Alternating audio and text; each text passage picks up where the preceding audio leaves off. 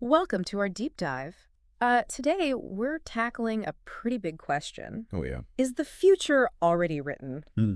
Or are we the ones who are making the choices that shape what's to come? Right. We've got a fascinating mix of sources on the philosophy of time from all of you, Yeah. and I am so ready to get into this.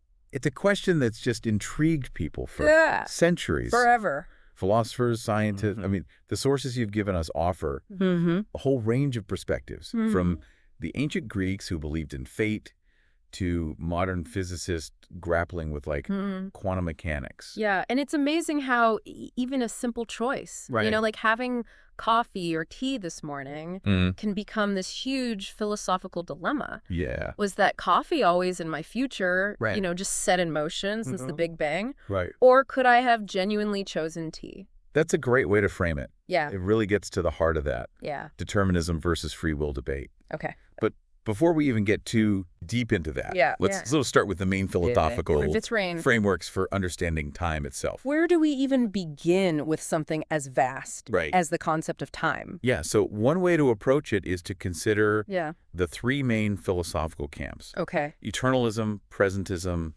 and the That- growing block theory. And each of those offers Right. different ways of conceptualizing Okay. time and its relationship to reality. All right, let's start with eternalism. Okay. It sounds a bit intimidating, but I'm ready to have my mind blown. Eternalism proposes that time is a Exactly. dimension much like the three Okay. spatial dimensions we experience. Okay. So all moments in time, Okay. past, present, future, exist simultaneously within this four-dimensional Oh, wow. structure. So if I'm picturing a timeline, it's not like Yeah. a single point moving along a line, but the entire line exists Oh, all at once. Yeah, think of it like a loaf of bread, where all the slices already exist. Okay. You experience each slice sequentially Ah. as you move through time. Okay. But from like a higher perspective, Yeah. the entire loaf is already there. Well, that's a helpful visual. Right. But if all moments already exist, Right. doesn't that imply that everything is predetermined? Like, where does free will fit? Yeah, that's a key question that eternalism really grapples with. Right. And some proponents would argue that even if all moments coexist, Okay. we still experience the flow of time subjectively, and our choices within that flow Okay. have meaning Okay. Yeah. and significance. So even if the script of our lives is already written, we're still the actors playing out the roles, experiencing Right. the emotions, making choices Yeah. within that framework. Yeah, that's one way to Okay. interpret it. Yeah. And it's also important to note that eternalism isn't just this abstract philosophical concept. Yeah. Einstein's theory of relativity, Oh, wow. with its concept of space-time, actually provides some scientific. Wow. So Einstein might have agreed with this seemingly bizarre view of time. It is, and it challenges us to reconsider our intuitive sense of time as this Yeah. linear progression from past to present to future. Okay, so we've got this mind-bending concept of eternalism. Right. What Yeah. about the other two camps, Sure. presentism and the Yeah. growing block theory? How do they differ? So presentism takes a more intuitive approach, Yeah. arguing that only the present moment Okay. truly exists. Okay. The past is gone, the future is yet to be. Okay. It's like a spotlight shining on a single point in time, Oh. and that's all there is. So in our bread analogy, it's like only the slice we're currently eating exists. Exactly. The rest of the loaf is Right. either a memory or a potential. Exactly. And this view leaves more room Okay. for the idea of free will as the future is unwritten. And our choices shape what comes next. That makes sense. Thinkers like St. Augustine, Okay. Arthur Pryor, Yeah. they championed this view, Right. arguing that our actions Yeah. in the present are what matter most. What about the growing block theory? How does it fit in? So the growing block theory suggests that the past and present What? are real and fixed, but the future is open and constantly being created. So it's like a... Yeah, it's like a building under construction. Okay. Each new block represents Oh. a moment in time. So it's a bit of a hybrid Yeah. between Yeah. eternalism and presentism. Precisely. The past is set, but the future is still Yeah. being built. Yeah, and the philosopher C.D. Broad developed Okay. this theory suggesting that reality is constantly expanding and evolving as Uh-huh. new moments come into existence. These are all such different ways I know. of looking at something I know. that we usually take. I know. It's like for granted. Right. But I have to ask, how do these theories grapple with the big question of determinism versus free will? Yes, that's where things get even more interesting. Okay. Let's dive into that now. Okay, so we've got these different frameworks, for understanding time, eternalism, presentism, growing block theory. Right. But how do they actually, relate to this age-old question of whether our lives are predetermined or if we genuinely have free will? Yeah. It feels like a philosophical puzzle. It is a puzzle. Yeah. And it's one that has fascinated thinkers for centuries. Forever. Let's start with the idea of hard determinism. Okay. Okay, so this argues that every event, including our choices, is the inevitable result of prior events and the laws of physics. Okay. So it's like a giant chain reaction where each event is linked to the one before it. So like setting up a line of dominoes. Exactly. Once you tip the first one, the rest will inevitably fall in a predetermined sequence. Does that mean if we could rewind the universe and play it again, everything would happen exactly the same way? That's the essence of hard determinism. Wow. A fascinating illustration of this idea is Laplace's demon. Laplace's demon? A thought experiment proposed by the mathematician. Okay. Pierre-Simon Laplace. Okay. So imagine a being who knows the precise position and momentum of every particle in the universe at a given moment. That sounds like a superpower. Indeed. Laplace argued that this demon, with this perfect knowledge of the laws of physics, could predict the entire future of the universe. Wow. With absolute certainty, there would be no surprises, no deviations. That's both fascinating and a bit terrifying. It strips away any sense of mystery or possibility. Yeah. But if hard determinism is true, does that mean free will is just an illusion? That's the implication. Are we all just puppets dancing to the tune of the universes? And it's a conclusion that many find unsettling. Right. Hard determinists would argue that our feeling of making choices is simply a product of our limited perspective. Okay. We don't see the vast web of cause and effect that leads to our decisions. Okay. So we mistakenly believe we are the authors of our actions. I can see how that perspective could lead to a feeling of helplessness or lack of agency if everything is already determined. Yeah. What's the point of striving or making? It's a valid concern. Choices. And it leads to some pretty profound ethical questions too. Okay. Because if a person's actions were always destined to happen, can we truly hold them morally responsible? Can we punish someone for a crime they were predetermined to commit? Exactly. Those are huge. Yeah, huge questions. Questions. It seems like hard determinism throws a wrench into our whole legal system and our understanding of justice. It certainly challenges some of our core assumptions. Yeah. But as with most philosophical debates, there's another side to the coin. Okay. So let's explore the idea of libertarian free will. Okay. I'm ready for a different. Which takes a very different stance. Perspective. What's the counter-argument to this deterministic? Yeah, so libertarian free will argues that we genuinely have the power to choose our actions, that our decisions are not simply the inevitable outcome of pre-existing conditions. Okay. So this view really emphasizes human agency and the ability to break free from causal chains. So even if we knew everything about a person's past, their genetics, their upbringing, their experiences, we still couldn't predict their future actions with certainty. Exactly. Oh. Proponents of libertarian free will, like the philosopher Immanuel Kant, believe that humans possess this special capacity for reason and moral deliberation that allows us to transcend purely deterministic sources. We can weigh options, we can consider consequences, and make choices based on our values and beliefs. That perspective feels more empowering, more in line with our everyday experience of making decisions. But it also seems to clash with the idea that the universe operates according to fixed laws.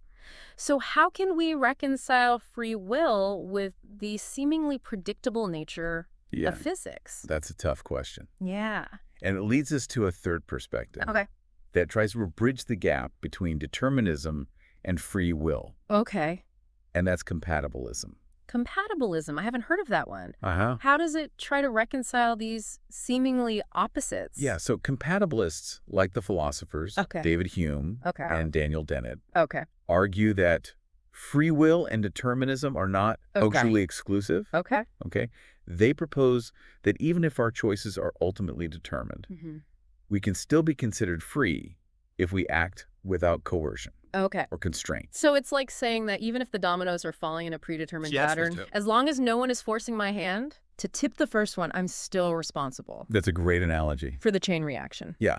Compatibilism really tries to find that middle ground. Okay. Acknowledging the influence of deterministic factors while still affirming our capacity for genuine choice. Okay.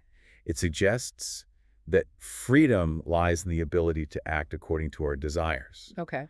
And intentions, even if those desires and intentions are themselves shaped by prior causes. I can see how compatibilism tries to make both determinism and free will fit within a single framework, but it still feels like a slippery concept. Yeah. How can we be truly free if our desires and intentions are themselves the product of forces beyond our plan? Yeah, it's a valid point. Control. And it's one that compatibilists continue to grapple with. Right. They often point to the importance of conscious deliberation and the ability to reflect on our desires and motivations. Okay. So even if we're influenced by external factors, we can still step back. Yeah. Examine our reasons for acting and potentially choose a different course.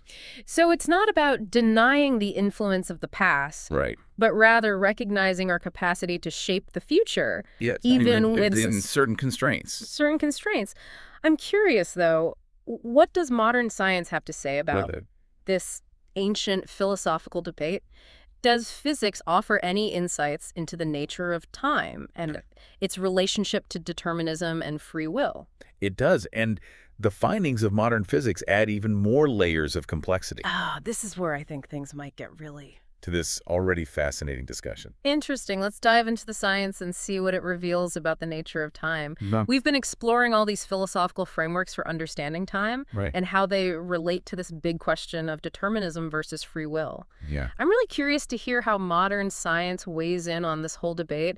Does physics back up this idea of a clockwork universe, or does it leave room for genuine uncertainty and the possibility of, shaping our destinies? It's a fascinating question, and one that physics has been grappling with for over a century, as we discussed earlier. Einstein's theory of relativity, with its concept of space-time, seems to lend support to the idea of a block universe, where all moments in time exist simultaneously. Right, that block universe idea is still kind of blowing my mind. It suggests this kind of predetermined reality, like a cosmic film reel where the whole story's already laid out. Exactly. But here's where things get even more interesting: quantum mechanics. The science of the very small throws a wrench into that seemingly neat and tidy picture. Okay. Quantum mechanics suggests that there's a fundamental randomness at the subatomic level, so we can't predict with certainty when an atom will decay, only the probability of it happening within a certain time frame. So while relativity points towards a predetermined block universe, quantum mechanics introduces this element of chance and unpredictability. It's like these two pillars of modern physics are telling us different stories about the nature of reality. You've hit the nail on the head, and this apparent conflict between relativity and quantum mechanics has been a source of debate and exploration for physicists ever since. Yeah, it's a puzzle that makes you question everything you thought you knew about time and reality. It really does. But what does this inherent randomness at the quantum level mean for us in the big picture? Does it trickle up to the macroscopic level, influencing human choices and making the future genuinely open and unpredictable? That's the million-dollar question, and it leads to even more mind-blowing possibilities. For example, some physicists have proposed the many-worlds interpretation of quantum mechanics. Oh, wow. This interpretation suggests that every time a quantum measurement is made, the universe splits into multiple parallel universes, each representing a different outcome. Wait, so you're saying there could be countless versions of ourselves out there, each living out a different path based on the random outcomes of quantum events? It's like a choose-your-own-adventure book on a cosmic scale. It is a wild concept, and while it's still highly debated within the scientific community, the many-worlds interpretation illustrates how quantum mechanics opens up possibilities that challenge our conventional understanding of time causality and even personal identity. It's enough to make your head spin, but even if we set aside those mind-bending interpretations, the fact that there's this fundamental randomness at the heart of reality seems to undermine the idea of a completely predetermined universe. Absolutely. And it's not just quantum mechanics. that introduces uncertainty into the equation, chaos theory also plays a role. Okay. Chaos theory studies complex systems that are highly sensitive to initial conditions. So even tiny changes in the starting point can lead to vastly different outcomes over time. Oh, it's like the classic butterfly effect, right? The idea that a butterfly flapping its wings in Brazil could trigger a hurricane in Florida weeks later. So even in a system governed by deterministic laws, the sheer complexity of interactions can make long-term predictions practically impossible. Exactly. And this inherent unpredictability might be indistinguishable from true randomness, at least from our limited human perspective. It suggests that even if the universe operates according to fixed laws, there's still room for surprise emergence and the possibility of genuine novelty. It's like the universe is this incredibly intricate tapestry woven from both deterministic threads and threads of chance, creating a pattern that's both beautiful and impossible to fully predict. I love that analogy, and I think it's important to remember that our understanding of time is constantly evolving. New discoveries and theories could further refine or even revolutionize our current models. Speaking of new discoveries, what are some of the cutting-edge ideas in physics that are pushing the boundaries of our understanding of time? I'm ready for another mind-blowing dose of science. One area of active research is quantum gravity, which attempts to unify Einstein's theory of relativity with quantum mechanics. Some physicists believe that a successful theory of quantum gravity might reveal that time as we currently understand it is not a fundamental aspect of reality, but rather an emergent property of something deeper. So time might not be a foundational building block of the universe, but rather something that arises from more fundamental processes. That's a pretty radical idea. It is, and it highlights how much we still don't know about the nature of time. Another fascinating area of inquiry is the exploration of how time might be experienced by entities with different cognitive architectures than our own. So, for example, as we develop increasingly sophisticated AI, how will these artificial minds perceive and interact with time? Could they experience time in a nonlinear way, or even transcend our human limitations of past, present, and future? It's like we're on the verge of expanding our understanding of time beyond our human-centric perspective. It's both exciting and a bit humbling to realize how much more there is to discover. Absolutely, and as we delve deeper into these mysteries, it's worth reflecting on how our understanding of time shapes our values, our choices, and even our art and storytelling. That's a great point. We've been so focused on the science and philosophy of time, but it's fascinating to consider how these ideas play out in our cultural narratives and creative expressions. For example, traditional linear narratives often reflect a deterministic worldview, where characters are driven by fate or destiny. Think of the classic Greek tragedies, where the hero's downfall is often predetermined by the gods, or by some tragic flaw in their character. Right. It's like the story is a clock ticking down to an inevitable conclusion, and even the characters' attempts to escape their fate only serve to drive them closer to their doom. Exactly. But as our understanding of time evolves, so did our storytelling techniques in the 20th century. We see a rise in experimental narratives that play with nonlinear time, multiple perspectives, and the subjective nature of memory. I'm thinking of books like Kurt Vonnegut's Slaughterhouse-Five, where the protagonist experiences time in a fragmented and non-chronological way, or Ted Chiang's Arrival, where a linguist learns to perceive time in a circular fashion, blurring the lines between past, present, and future. Those are excellent examples. These stories challenge the notion of a fixed timeline and explore the possibilities of free will and agency within seemingly predetermined frameworks. They suggest that even if the broad strokes of our lives are set, we still have the power to choose how we experience and interpret those events, and perhaps even to influence the course of our lives in subtle ways. It's like those stories are saying that time might be more like a river than a railroad track. We might be carried along by the current, but we still have the ability to steer, to navigate, and to find our own unique path. That's a beautiful way to put it, and it brings us back to the central question we've been exploring. Is the future already written, or do we have the power to shape it? We've explored so many facets of this question, from ancient philosophies to cutting-edge science, and I think what's striking is that there's no easy answer. It's a mystery that we continue to grapple with individually and collectively. I agree, and perhaps that's the most important takeaway from our deep dive: to embrace the mystery, to keep questioning, and to remain open to new ways of understanding time and its role in our lives. The exploration itself is just as valuable as any definitive answer we might find. You've given us so much to think about. I feel like I'm looking at time and at life itself with a fresh perspective. It's both humbling and exciting to realize how much more there is to learn and explore. I couldn't agree more. The journey through time is a journey of discovery, and it's one that we all share. So keep exploring, keep questioning, and keep marveling at the mysteries of this extraordinary universe we inhabit.